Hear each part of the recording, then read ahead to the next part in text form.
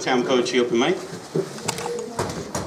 We do this on the second Thursday of every month here at Cover to Cover. We're really grateful to Cover because they stay open late for us once a month. The bookstore closes at 6, and of course our event starts at 7, so we'll thank them again, but big thank you to Cover for staying open late for us tonight.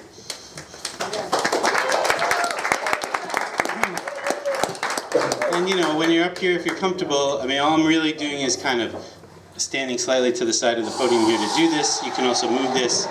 You can also take it off and use it, whatever you're comfortable with. But let's be, let's keep in mind that some people may have, may be hard for them to hear. So if you can and you're comfortable, go ahead and use that. So recently I picked up this book and I bought it here, support your local independent bookstore, by Leah Noble Davidson, who's a Portland writer, whom I have met and I've heard her read, but I didn't have any books from her, and this is a newer press, or it's newer to me, called University of Hell Press. I believe one of the people involved in the press is in California, and the other one is Johnny No Bueno, who hosts a reading at St. John's Booksellers that happens there, I think, last Friday of the month. So anyway, this is the best book of poetry that I've read in a long time. Very excited about it. So since I always start the reading with a poem by somebody else, and we will have Leah here sometime within the next year or so to read from this book.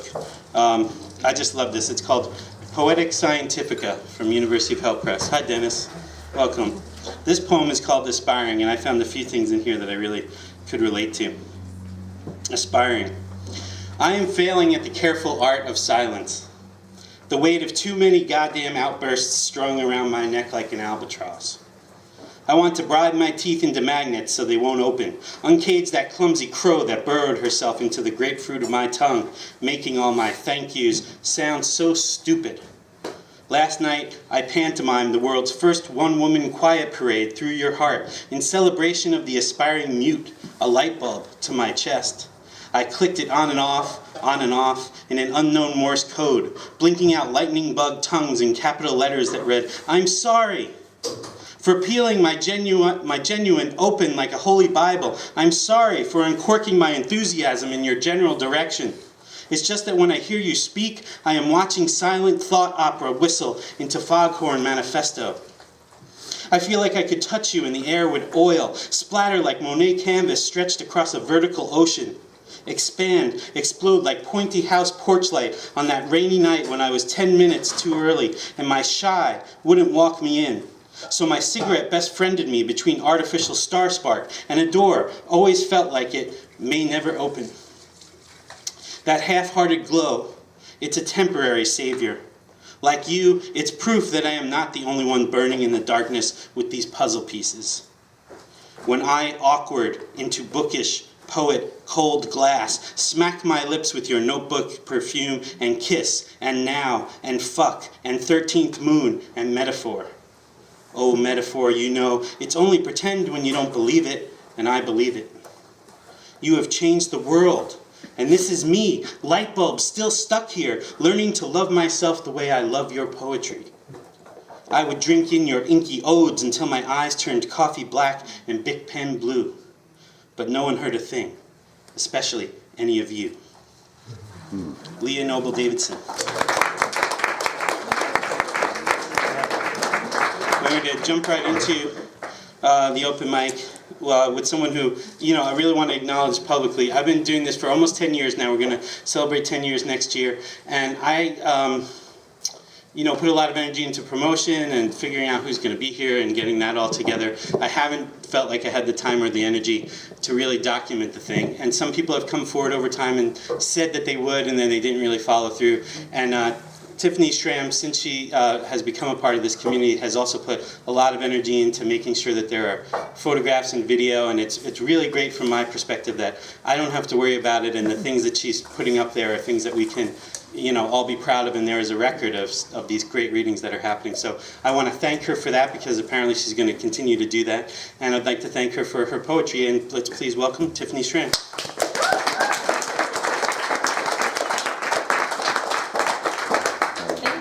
I have two poems I'm going to read tonight. The first one is about marathons, and the second one is about autumn jazz. So, first one's called Marathon. She hears the footsteps of Greek gods pound the pavement just slightly behind her. Her heart beats with the drum of her feet. Step after step, mile after mile, in her head, out of her head, in her body. She feels every movement from her arms, pumping back and forth, every lift of her foot. Her cheeks pulsate as her feet strike the ground over and over and over again, mile after mile. She has trained for a year. Day after day she ran 3 miles, 6 miles, 9 miles, 13 miles, up to 20. She stands at the starting line, hears the guns fire. Her heart pounds with excitement. She is one amongst many, yet it all falls on her. It's her against herself. The competition lies within. Mind over body, endurance over fatigue, heart over mind. It's a battle on the course. Some say it's every man's Everest. You battle your body saying enough, your mind telling you to quit. She reaches 13 miles, she debates. The journey to the start is the same distance as the finish. For her, there is no looking back. This is not for the weak. Whether she walks, runs, or crawls over the finish line, it will change her life forever. She has completed something most never will. Their marathon represents life, challenges, hiccups, hills, and valleys. The moments that challenge us the most define us. She approaches the finish line, runs the last 0.2 miles. She has climbed the top of Mount Olympus. A bronze medal hangs from her sweat-drenched neck. Her hands and feet swell. Her body retains water. The excess salt lays on the surface of her skin. There are no words to describe what she has just endured. No experience can compare. The Greek gods bow at her feet. Their footsteps lay silent. This is based on personal experience. I did, the Portland Marathon was just this last Sunday, and I ran it back in 2008, so it's kind of a crazy experience. So this next one's called Autumn Jazz, and I kind of took jazz terms. My brother's a jazz musician, so I took jazz terms. So this is called Autumn Jazz. Rainy night, jazz fills the autumn air. Tony Bennett's voice is crisp like the falling leaves. I'm diminished, my mood taken down a half step from double time. Jazz is freedom. Freedom to express, move, change tempos. The inner voice in jazz represents lying between the bass and the melody. A moldy fig with outdated taste passes me by. I sit in the pocket, tap my fingers along the base of my wine glass, await my solo performance. Thank you.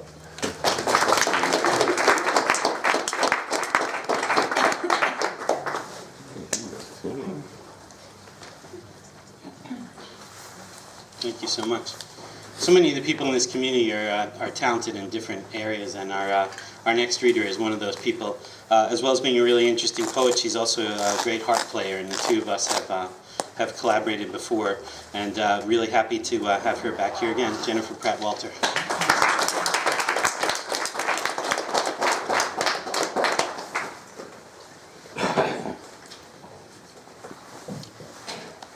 Well, myself and many people in my family are born in the fall.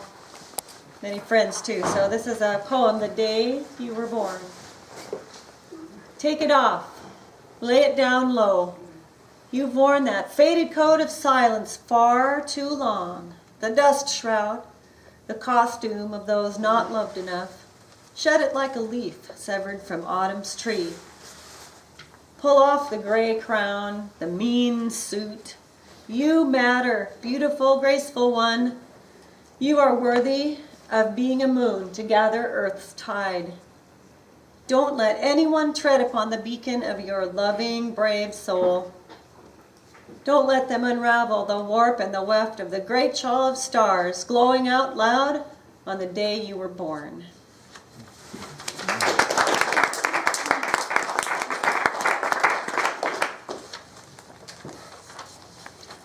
And I'll read one that I have never really looked at since about 2009. It's an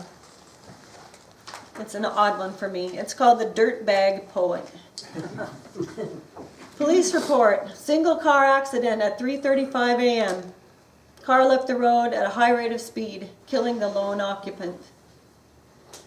The strange woman wears too many layers of oddness. She lives in her cramped car, and the corner boys call her Dirtbag. And she writes above mediocre poetry, sometimes with sudden bullets of brilliance, a clarity honed by years of shame.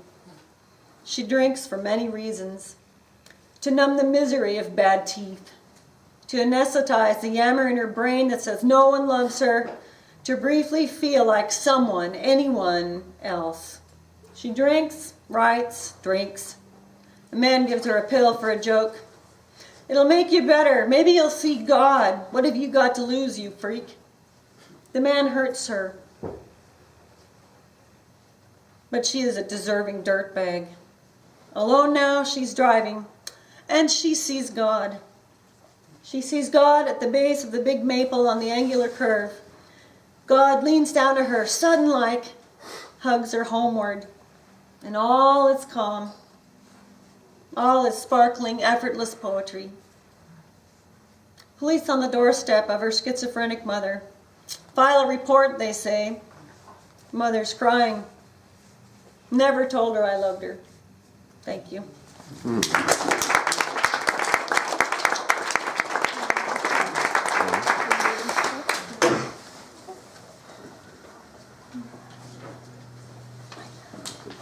I can't remember who I heard this from, so if I'm off on this, please correct me. I believe that this is Mental Health Awareness Month, and that today might actually be National Mental Health Awareness Day. So, you know, I don't really do theme readings, but everyone who's ever been to any kind of reading anywhere knows that themes emerge anyway. For example, Ms. Rainey and I didn't know that she would be mentioned so many times already. We're only 10 minutes into the thing, and she's already been mentioned twice. Been in the newspaper for years. And our next reader is a young man who surprises me every single day, and hopefully he can hear me right now. There he is, Angelo Luda. I'm used to him hiding in the back. I can't hear you. I can't hear him. Can you hear me? Yeah.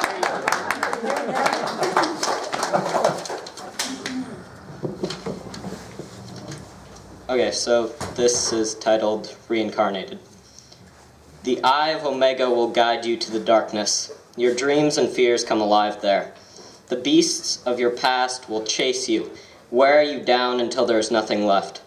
The forever guiding future will light the path to redemption and exile at the same time. The present has no effect because it doesn't exist. The moment before and the moment after will guide your accent. Omega is there, watching, guiding, preserving. In some ways, death is more important than life. Do not pray for the souls of the dead. Weep for the ones who are living. The gods are sorry, for the light exists. Everything starts over.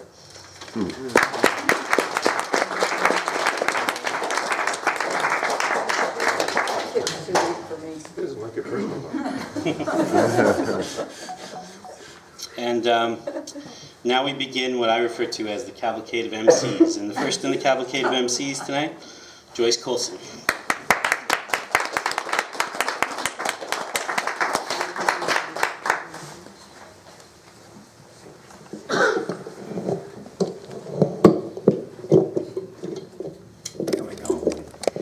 Yes, MC.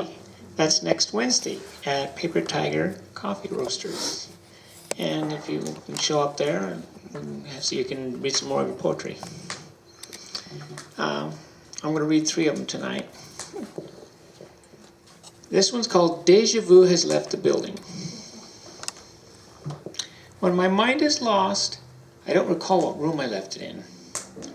When I create ideas in my head, someone forgets I shared them. When memory claims my attention, the future goes into the speed of light. When I think how deep it must be, my thoughts forget to swim away.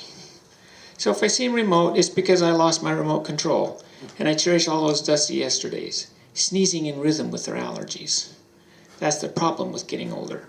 My brain has too many storage bins. And they're unmarked in my memory. You'll just agree that when my mind is lost, I don't recall what room I left it in.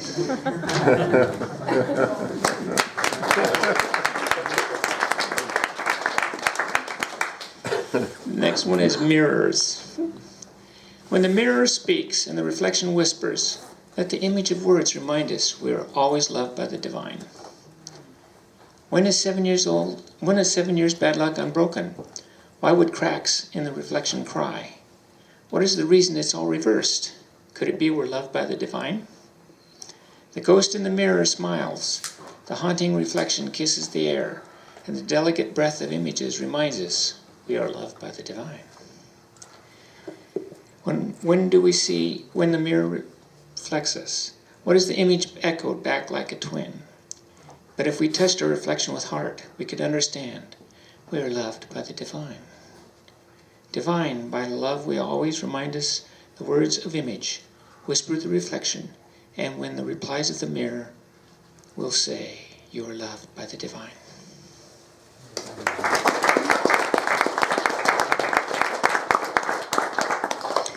And this last one I call daydreaming. And this is how poetry gets written.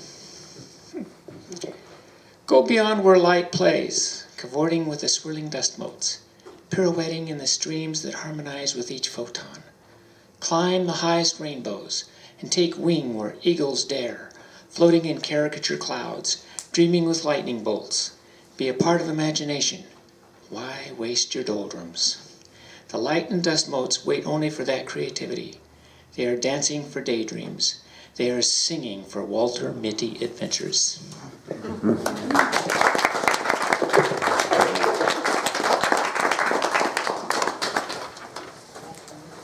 So for several years, the open mic poetry reading at Paper Tiger was really one of the favorites for people that live here in Vancouver. And a lot of us would just make sure we were there every time. So I'm sure a lot of people are really glad that it's back there again. And Joyce forgot to mention, so I think I would love to let you know that the featured reader next Wednesday is going to be one of the people I think is one of the best performers in Portland that I've seen, Dan Raphael. And so I think some of you are familiar, and if you're not, come and check him out. It's really a wonder to behold, this guy. And he might even possibly be taller than our next reader by just a little bit. Again, another one in the cavalcade of MCs hosting and co-hosting an amazing reading at In Other Words called Figures of Speech that I'm sure he'll tell you something about, Steve Williams. For sure.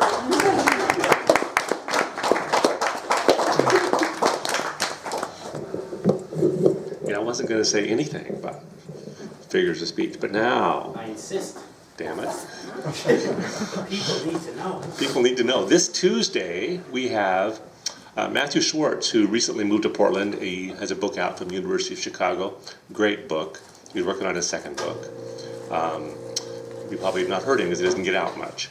The other reader we have is Karen Holmberg, who's from South. She is in Corvallis. She's actually the director of the MFA program at Oregon State. So, and we have open mic, and we have poetry prompts, and we have cookies, and we may even have Herb. I don't know. We had Herb last month. Rainey didn't make it though. It's on the. It's on the 15th. This month? Yeah. I'm writing Write it down right now. Maybe we'll have rain. So, together with Em and the lovely Tony Partington, we went to Lit Fuse last week in Yakima, outside Yakima, which is it's a happening of poets and workshops and readings, and we shared a class with Dorianne Lux, and so these both came from that class. That's enough. Penny. Copper tone, skin, covers a heart of zinc. Like the girl who stops for one on each sidewalk, picks them up, reads symbols, mint, birthday, Denver, San Francisco. She will pocket fingerprints and dead skin, retrieve what the rest ignore, cherish the disdain of smallness, keep the change, choose their best, shiniest, head or tail, and place them shoulder to shoulder, all those gleaming handshakes, jingle friendships. We'll remember her father, who passed through homes of old friends, placing pennies above door frames, underneath exits. And she would glue each round heaven firmly to the ceiling, above her bed.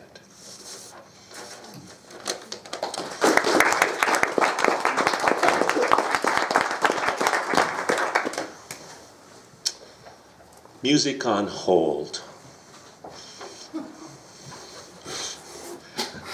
This little acting here. I am smacking the phone against room 101's paper wall. I want to build a box, a magician's casket of vapor and frustration and old lacquer. I'll pass the afternoon in there, blossoms of wood grain, barely visible in the gloom like constellations of men gone to war, exploding inches above my eyes. I want to build a box for bruised pears, for packages of green that postal workers will lose. A punctured box of air holes, humming with tinny anthems and hoping to hear a foreign accent. Thanks.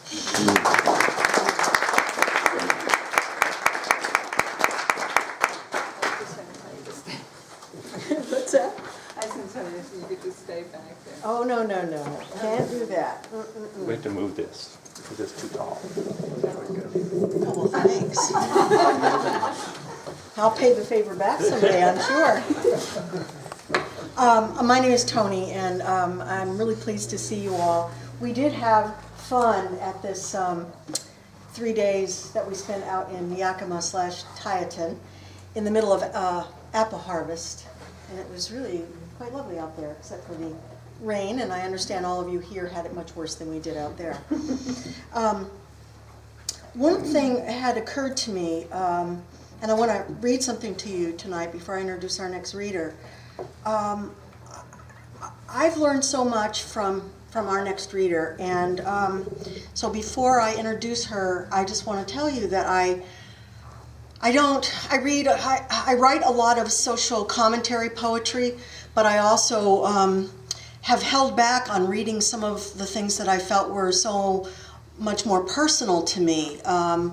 And she's given me the strength to take some of that and try to bring it forward, and especially when it has to do with grief. And so for me, this has been really a significant thing for me. So I want to read a poem that I wrote quite some time ago. I was married for a very, very long time, many years, to a man by the name of Chuck Partington, who was a baseball fanatic. And even after we parted ways, we were connected in the way that you are when you've known someone for decades.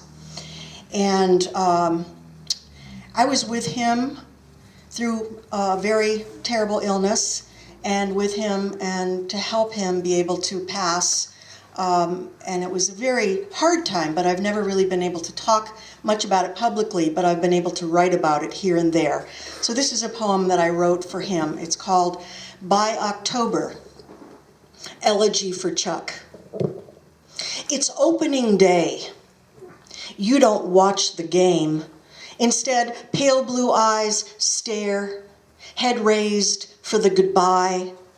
By Sunday, labored breath as you ride the opening pitch toward unconsciousness.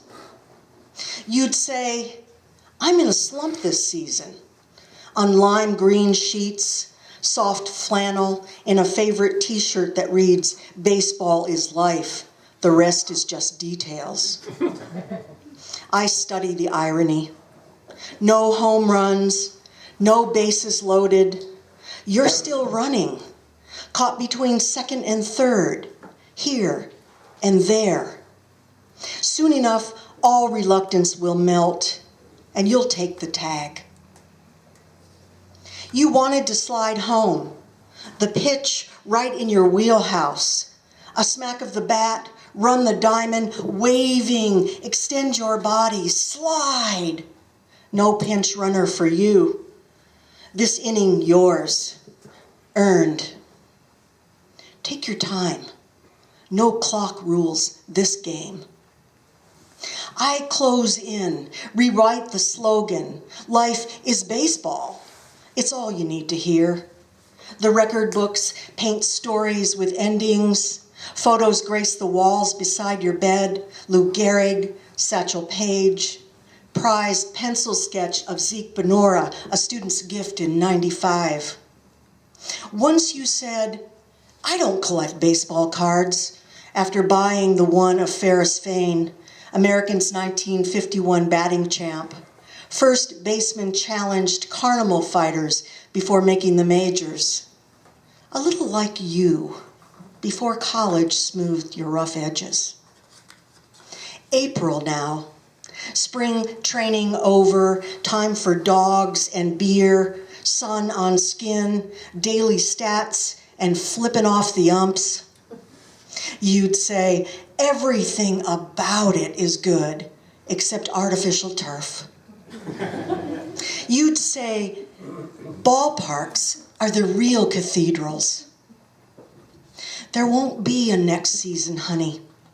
So the guys, Johnny, Lou, Mark, and all staunch fans of other teams, Cubs, Yanks, even Dodgers, steadfast and in unison, they'll secretly cheer your halos this year.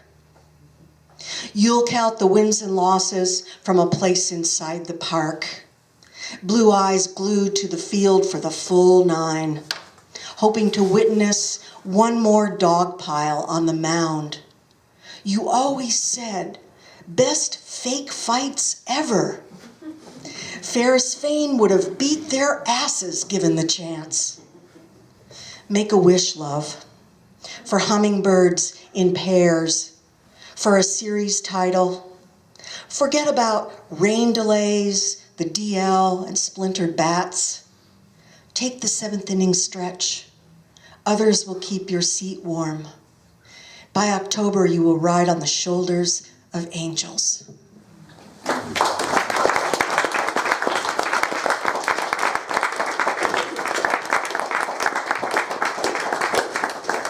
So our next reader, if I knew her from when I was a small child, I would say I've been waiting for this book all my life.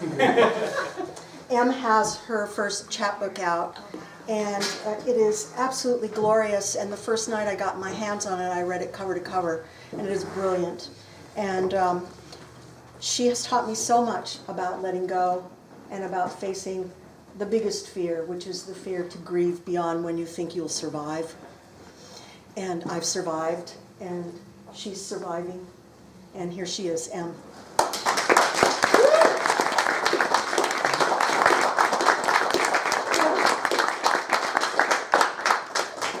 Good Lord, what an intro that was. How do you live up to that? Thank you, Tony, for that beautiful poem. If I had anything to do with opening that one up, I'm thrilled. Like Steve said, we enjoyed it with Tony, the Tieton Lit Fuse, and I wrote one in Dorian Lox's class as well. You might hear a lot of the same words. She read a poem to us by Ruth Stone called At 83 She Lives Alone. And then Dorian just picked out a number of words, 10 or so, and said, you have to use these words. And then she said, you have to put this phrase somewhere in there, and that is when you saw. So you'll hear a lot of the same words that you heard in his last one. When You Saw That is the title of it. You sit in the water long enough, and everyone assumes you like water, even if your fingers are clearly pruning. Same with your mother's plastic pearls. Chew them into a pear-shaped noose every afternoon around 3, and eventually metal caskets start blossoming like mythic constellations on your stoop every evening after dinner. An Ursa Major you pretended you could see. They think you're going postal when all you really want is to get drunk and mail yourself to the Bahamas. When you saw that your mother, now barely the weight of one sheet of paper, was still able to cut you down in her wheelchair as if she were a riding mower and you were just a blade of fine fescue, leaving only gray-green waves so long in her wake. You thought maybe a place without so many waves would still the origami of mother into child. They said the Bahamas was that kind of place. They said that in the Bahamas the waves are small, hardly noticeable, the weight of paper.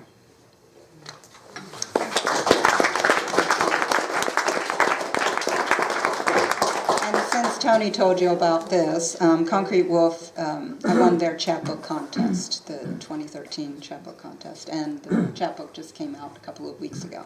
So I'll just do a quick one from the beginning one from the book. So, and Mel has them over there if anybody's interested in them. It's called We the Young Widows.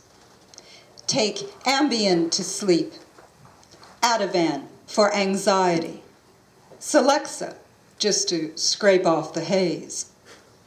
We fear barbecue grills. Give his motorcycle to his best friend. We wear wedding bands too large for thumbs.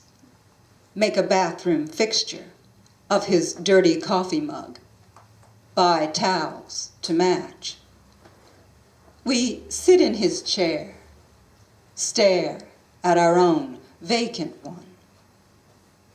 Any man on a motorcycle makes us wish we'd kept our helmets.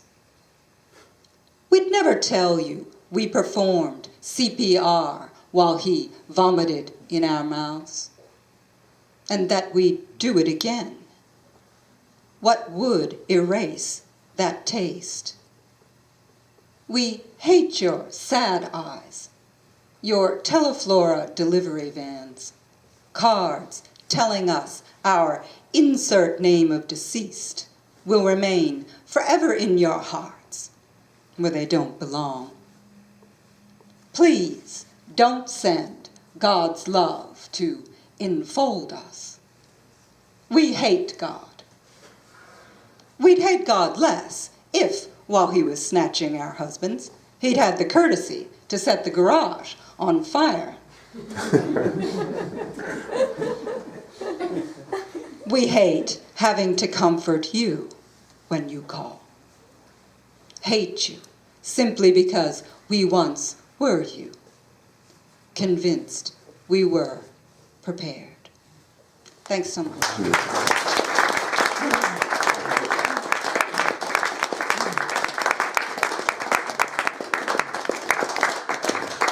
Thank you. We are going to hear next from now our attending every single month that we're glad you're here, George Thomas. George, come on up.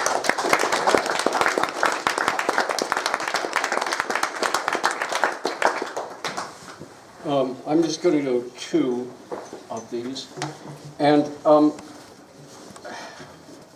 going to brag, I guess. In my thesis work, you have an overseeing poet, and then I don't know what you call the guy, but you pay a guy $50, a poet that you want, to kind of look at your work and then write a letter back to your professor, and I picked William Stafford. And so as William Stafford was reading my thesis, he said, it really came alive here. So this is the poem that I know that William Stafford approved of. And that was very important to me at a certain time in my life. And it's very short. It's called The Passing. When I was 10, there stood a small girl on the green of a lawn in the front of a house. There she waited each day on the green of her grass by the way from my school to make eyes that said, "Hit me." So one day I did what they told me to do. Felt good when she cried, and so did she too. Sadomasochism.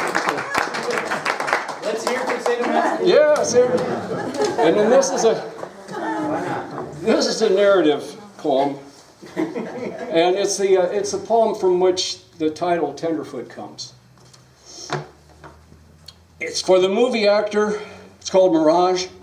For the movie actor Marion Morrison. Again, 10, 12, 13 years old. The mountain's not much farther, the water told us. Colder, clearer, running faster to the east. We'd been a long time on the trail, our saddles creaking, drinking from canteens and squinting one bluff after another, a view for miles, then dropping down, the horse sliding to a view of yards only, our horizons ever shifting, the quiet prairie dogs watching near their holes, a red-tailed hawk trailing our trail, and several eagles. Not knowing what kind of sign we were looking for, we peered squint-eyed to the distance on all sides, sometimes looking backward as if it might come that way. For a long time we'd seen nothing save what should be, while someplace on ahead the mountains promised in our thoughts. We'd heard of them back east where sword plants boomed in pots and women swished in bustles, so we looked for mountains, riding on the motion of a horse to this stream. Dismounting, I lay down while you waited to have a look-see. I watched hawks circle, glide, listened to your scramble on the far bank, the rocks clicking down, the snap of dry brush, your departure sharply etched in the dry air. When the last sound of you had gone, I fell asleep, careless in that heat of day, of weariness, tired of it.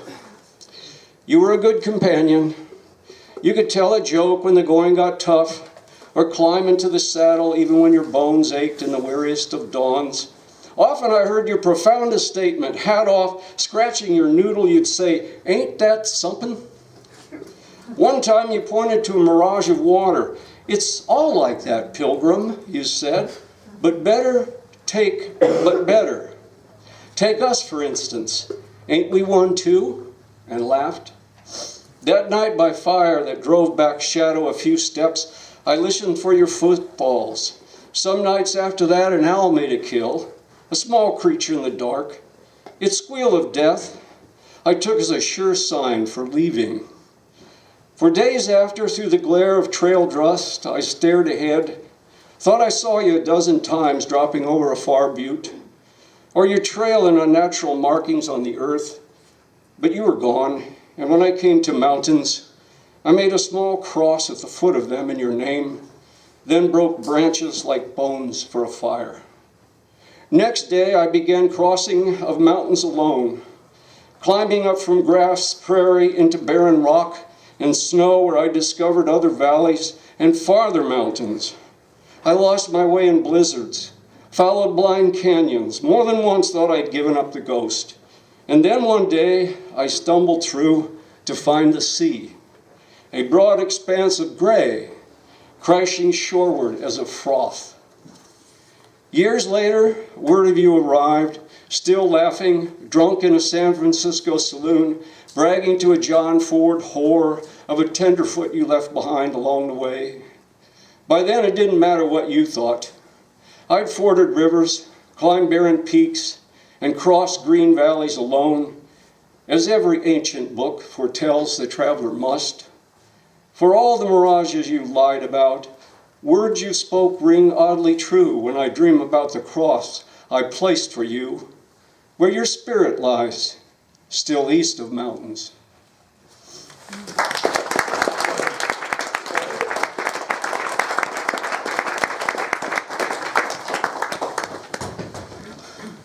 Those who are not aware, we're going to have two features tonight. We have two really great features for you, and we're going to have one before and one after the break. And we're going to have one more person for the open mic list, and then we'll have our first of the two features for tonight. And I'm really glad to finally hear from this person. This is someone who was with us last month, but we kind of ran out of time, so really happy to be able to get him up here. Ian Caton.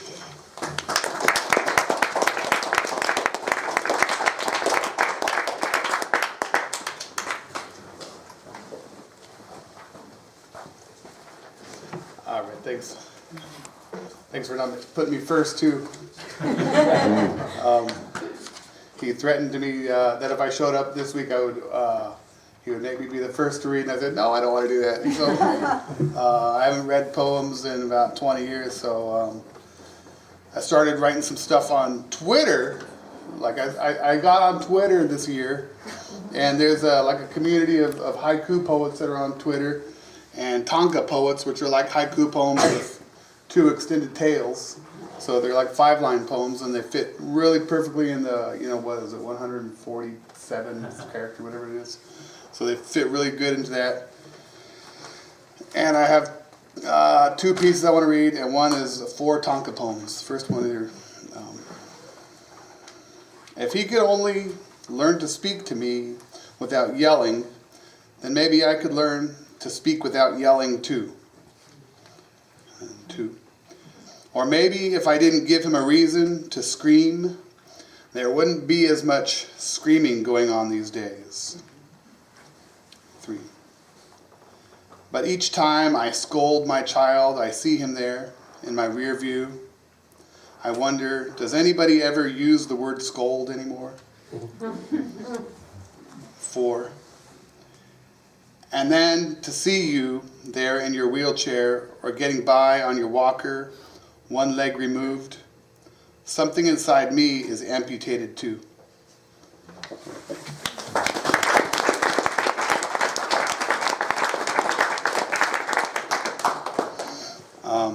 All right, thanks. And then this one's Checkup. I've been struggling with this one, trying to put it together, and I kind of like it.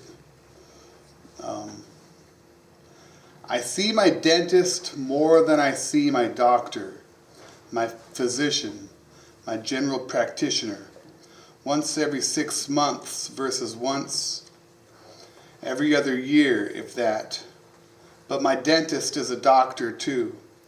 Went to a lot of schooling to acquire that title. And yet it makes sense. My mouth and teeth process everything that gets ingested into my stomach, my physical, my practical body. But it's the dental hygienist who does all the work. The dentist just comes by afterward to make sure everything's okay, and if there was any chance he might be able to upsell some crowns or spacers or caps or a new grill, bling bling. I enjoy watching my dental hygienist as she does her job, reaching into my mouth, scraping off the plaque from my teeth as her face is obscured by a surgical mask. I wonder, is she pouting? Does she smile while she works? Is she disappointed in my recent lack of flossing?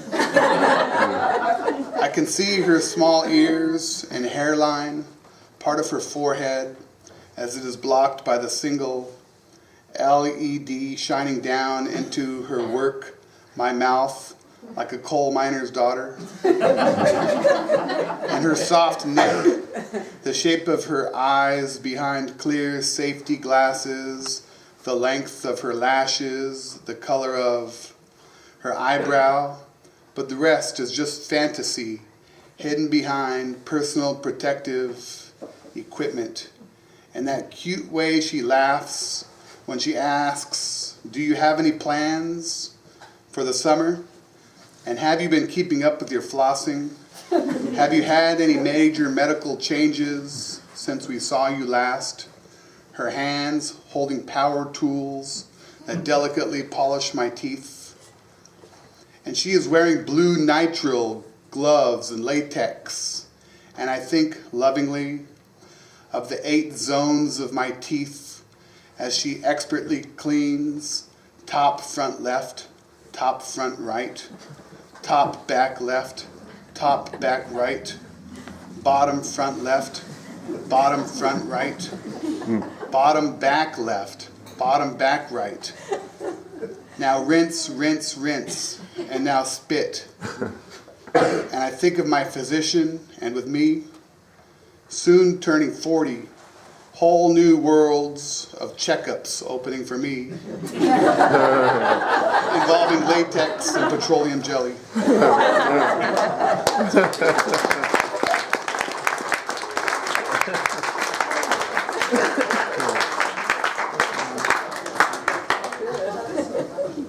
So Rob, they say you shouldn't follow children or animals. Maybe they should add to that list petroleum jelly.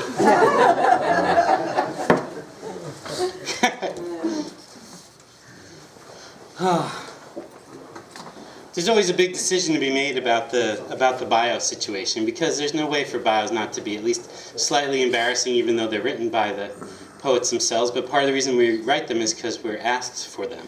So, and I want to read a little bit of Rob's bio and then say a little bit about Rob, because this one's pretty interesting, and I think this is more about Rob's life than we've gotten from Rob in the time that we've known him here. He's been coming for a long time. So, Rob Gurley taught language arts, human relations, and career development in Washington schools, and currently has had Teamster employment for 19 years in the intermodal transportation facilities for automobiles at Portland's Terminal 6 and the Port of Vancouver. I had no idea. I don't know about you guys. Maybe he talks to you guys about this stuff. And let's see. His development as a writer grows out of years of reading and a motivation to learn to write documents well via journal and letter writing, storytelling, writing grant proposals, monitoring reports, and psychological abstracts, etc. Also travel and immersion in moments. I think we can relate to that. And recently he realized his admiration of Chaucer's Canterbury Tales may be a significant influence on his longer narrative stories in verse. These last 30 years, Rob's geographic range has been along the Columbia Gorge and out to the Pacific Coast. And he has 3 chapbooks for sale tonight. One of them is new. I believe I have the other 2 because I've really been, a fan of Rob since he first started coming. And, I think about this. I mean, there are people who really need a lot of attention or seek a lot of attention and spend a lot of time getting in other people's faces and making sure they know that they're poets. Who could he possibly be talking about? And then there are people who, it's like, they say the quiet ones are the ones you have to watch out for, the ones who just quietly do the